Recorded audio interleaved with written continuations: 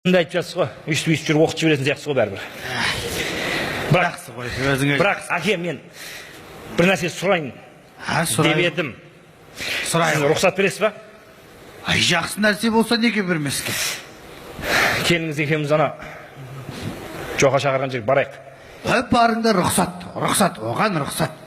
Оған бересіз ғой рұқсат, бірақ тағы бір нәрсе сұрайын деп тұрмын ғой, соған просто келініңіз ашейін бір кішкене әдемілеп, бір киініп, прическа жасап барсақ деп екеуміз ақылдасып. Тәйт, балам, не айтып тұрсың? Жоқ. Келінің орамалына тиіспе. Әйел орамалын шешсе арыны ұмытады, күйеуінің барыны ұмытады, шашы тамаққа түседі, ал өзіне өзгенің көзі түседі. Ол деген, бізді жаратқан Алланың өзі парыз еткен нәрсе ғой. Жоқ, мен түсінбейдім, әке, түсінбеймін. Неге сол келін міндетті түрде халат дамбал киіп алып, бір униформа киіп алып, кәдімгі келіндерге униформа деп жазып, басына орамал тағып алып, келгендерге сен берді деп, сәлемдеп иіліп жүру керек ол. Оны бір формально істесе ма, формально, просто бит істесе болды, өтірік қой бәрі.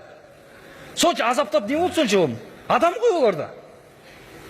Түсінбеймін соны бір. Қыз қалыптан әйел қалыпқа көндіретін ол сәлемі, жат жұрттың алдындағы әдебі. Қыз күнін қиып, қыдыруын тиған әйел ғана қатын болады. Қатын болған әйелдің қазаны отқа жақын болады дейді.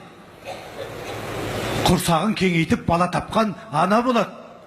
Басқа салғаннан ой түйіп, бойын түзеткенге Құдай өзі пана болады. Үлкендің айтқанын бойына сіңіріп, өзі де сол әулетке сіңе білген келін ғана дана болады.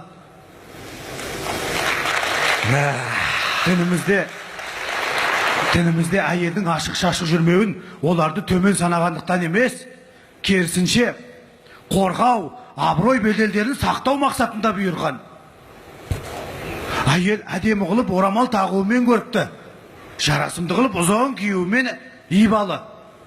Қазақтың есті қыз етегін қымдайды деуде бекер емес. Мына бағалы деген алтын тас жер қойнауына жасырулы. Мөлдіреген маржан тас теңіз түбіне жасырулы.